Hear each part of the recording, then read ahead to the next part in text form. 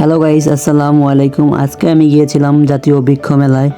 বৃক্ষ মেলার মূল লক্ষ্য হচ্ছে দেশের প্রতিটি গ্রাম থেকে শুরু করে শহর পর্যন্ত সর্বস্তরের মানুষকে বৃক্ষরোপণের প্রতি আগ্রহী করে তোলা এবং বৃক্ষরোপণ অভিযানকে সবার মাঝে ছড়িয়ে দেওয়া। আমরা জানি যে ভৌগোলিক অবস্থার কারণে বাংলাদেশের সবচেয়ে জলবায়ু ঝুঁকিতে থাকা একটি দেশ। প্রতিনিয়ত প্রকৃতির দুর্যোগের মুখোমুখি হচ্ছে দেশটি। প্রকৃতির দুর্যোগ মোকাবেলা করে প্রকৃতি পরিবেশ রক্ষা ও বৈচিত্র্যময় সমৃদ্ধ টেকসই পরিবেশ গড়ে তোলে অর্থ সামাজিক উন্নয়নে বৃক্ষ ও বনায়ন কর্মসূচি সম্প্রতি করা। একটি দেশের পরিবেশের ভারসাম্য রক্ষায় 40% বনায়ন বা সবুজায়তন থাকার কথা, সেখানে দেশে আছে মাত্র 17.2%। যে কারণে বন বিভাগ সামাজিক ও প্রাকৃতিক ম্যানগ্রোভ বন সৃজনের কার্যক্রম হাতে নিয়েছে। বাংলাদেশ পৃথিবীর মধ্যে এমন একটি দেশ যার আয়তন 1,47,570 বর্গ কিলোমিটার।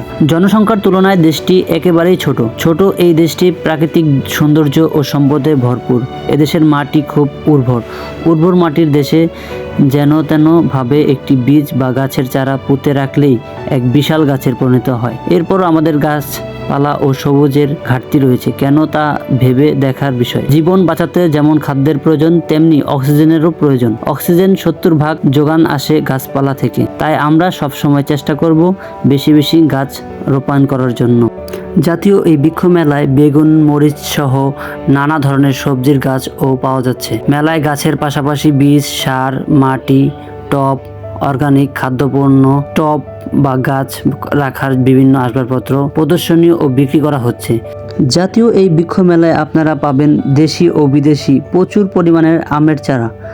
বাংলাদেশে আমকে বলা হয় ফলের রাজা। বাংলাদেশের মানুষ প্রচুর পরিমাণে আম পছন্দ করে এবং আম ক্রয় করে বাজার থেকে। বর্তমানে আমের মৌসুম চলছে, তো বাজারে প্রচুর পরিমাণে আম আছে।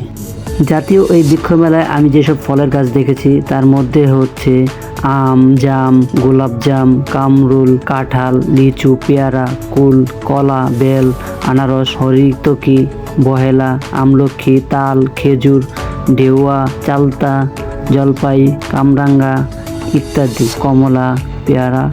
জাতীয় এই বৃক্ষ মেলায় আপনি 100-200 টাকা থেকে শুরু করে লাখ টাকা পর্যন্ত আপনি গাছের চারা পাবেন। সমাজের মধ্যবিত্ত সবাই হাজারের মধ্যে এখান থেকে চারা ক্রয় করে। যারা বিত্তশালী আছে সমাজের, তারা লাখ টাকার চারাও এখান থেকে ক্রয় করে। বাঙালি জাতির মহান নেতা বঙ্গবন্ধু শেখ মুজিবুর রহমান দর্শনী কর্মকাণ্ড থেকে বাদ যায়নি বৃক্ষরোপণের মতো অতি গুরুত্বপূর্ণ বিষয়টিও। আমরা এখন যা কেবল ভাবতে শুরু করেছি, তিনি ভেবেছিলেন আরও 50 বছর আগে। এদেশের প্রাকৃতিক ভারসাম্য বজায় রাখতে তিনি বৃক্ষরোপণের উপর জোর দিয়েছিলেন বেশি। তার এই উপলব্ধি বহিঃপ্রকাশ ঘটেছিল নানাভাবে। সদ্য স্বাধীন দেশে তিনি সবাইকে বৃক্ষপ্রেমে উদ্বুদ্ধ করার জন্য গণভবন, বঙ্গভবন ও বর্তমান সোহরাওয়ার্দী উদ্যানে গাছ লাগিয়েছিলেন। সবাইকে ধন্যবাদ দিয়ে আজকের ভিডিওটি আমি এখানে শেষ করছি। আল্লাহ হাফেজ, সবাই ভালো থাকবেন।